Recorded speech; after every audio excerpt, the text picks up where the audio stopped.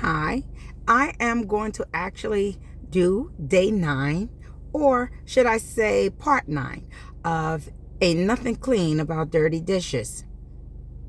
Hopefully you're getting a chance to listen to the others so that you can know exactly where I am and follow the train of thought that's happening. When family came to New Jersey, they would usually know where to go. Uncle Candy and his wife, my Aunt Ludell, has the same phone number, and they still have that. She still has that to this day. The A&R was just down the street from where we live, so people knew my mom and her 2 sisters would always be at the bar, we called it. The bar was like a family spot. We knew everyone who went there, and we grew up with some of the kids whose parents frequented the bar. The bar was right next to an empty lot. It was empty because of all the homes that either burnt down or became dilapidated. I remember my mom and aunties would often hang out there outside in the lot, and they would roast whole pigs like they did down south. These were good times. My childhood was fun. I particularly remember my Aunt Clara throwing a big party,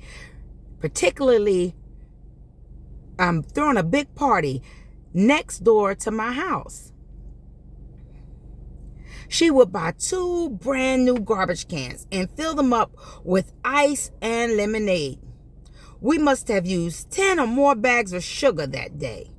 Across the street from my house was Food Town, so anything we needed was right there. Yeah.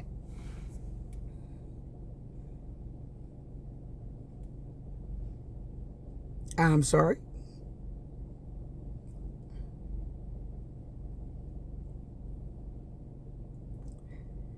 Great. So, oftentimes we would play kickball in the Food Town parking lot after the store closed. We played games like Red Light, Duck Duck Goose, I Declare Upon a State, Catch a Girl, Kiss a Girl, and Tops. Although childhood was fun, there were tensions behind closed doors. I was living in a house with a man who seemed to be so negative at times. I remember my mom had to go to the hospital to have a procedure done, and we were home with my mom's boyfriend. My Aunt Emma and her 5 kids lived upstairs from us, and it was just a 2-family house. Some time went on, and we got the news that my mom was going to be in the hospital for a few days. She didn't tell us why. All I know is that my mom's new boyfriend was in charge of the house, although my aunt was living upstairs and looking out for us. I remember him being kind of mean, mainly to me during this time. I remember telling my sisters, ever since Mommy had been in the hospital, he has been trying to rule everybody. He overheard me and came in the kitchen where we were eating and said, "What did you say?" I changed that up real quick and I said, ever since Mommy was in the hospital, Auntie is trying to rule everybody. He left the kitchen. I was glad when my mom came home. The refrigerator stayed stocked, and in my attempt to close the refrigerator, the refrigerator stayed stocked, and in my attempt to close the gap between me and my mother's boyfriend, I thought I would warm up to the idea that he is going to be around for a while. So I made a plan to go into my mother's bedroom and ask for some ice cream for me and my sisters, but I told my sisters I'm going to ask Daddy if we could have some ice cream. So I go to the room and I said, "Daddy, could we have some ice cream?" He looked at me with such disgust in his eyes and said, "I ain't your damn daddy." I thought, never again. I knew just where I stood with my mother's new boyfriend. My mom and her new boyfriend spent every day in the bar. which was just down the street, no more than 100 feet from my house. But we could see if they were coming home, and they could see what we were doing outside by standing on the bar stoop or looking out the bathroom window. It was the summer of 1979, and we couldn't go outside this day because we had house chores. All the kids hung around us. A house full of girls, they called us.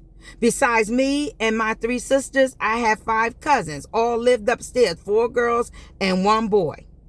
This particular day, my younger sister and I were looking out of the window. Then one of the kids asked me to give them some water, so I passed it through the bathroom window. What did I do that for? My mother's new boyfriend saw it. As he came down the street, we rushed to close the window and assume the position. My sisters went back to doing what they were doing, and I went back to mopping my bedroom floor. In our first floor apartment, you would enter the living room, and then my mother's bedroom, and my bedroom was next. We called that a straight walk-through house. He came in and said, "Don't be giving my food out of this house," and smacked me across my face. To say the least, we started fighting. I hit him with the mop stick, and I was fighting for my life.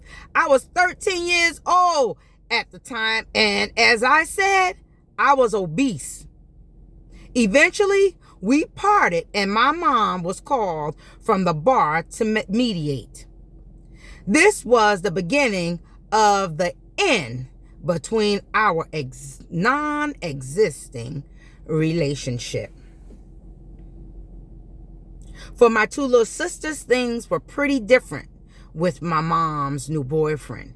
He seemed to like them. On weekends, he would go to visit his mother, who lived in Englishtown, New Jersey. My 2 little sisters were so cute, and my oldest sister, Ellie, always made their hair so pretty. Anyway, my mom's new boyfriend would take them to visit his mother, it seems, every other weekend. I felt so left out and alone for many years of my life. That was probably because I was 2 years younger than my older sister, and we had friends. I was 2 years younger than my older sister, who had friends of her own, and my mom gave her privileges. I didn't have friends I couldn't go hang out with. I didn't have friends I could go hang out with. I'm sorry for muttering everything. So I spent a lot of my teenage years waiting. Waiting for what, you might ask? I think I was waiting for someone to see me, discover me, love me, choose me. I was the middle child, and that meant I was too young to hang out and too old to be considered cute like my little sisters. So I'm going to end this right here. Kind of went longer than the rest, but that is my part 9. Hope you have a fantabulous day.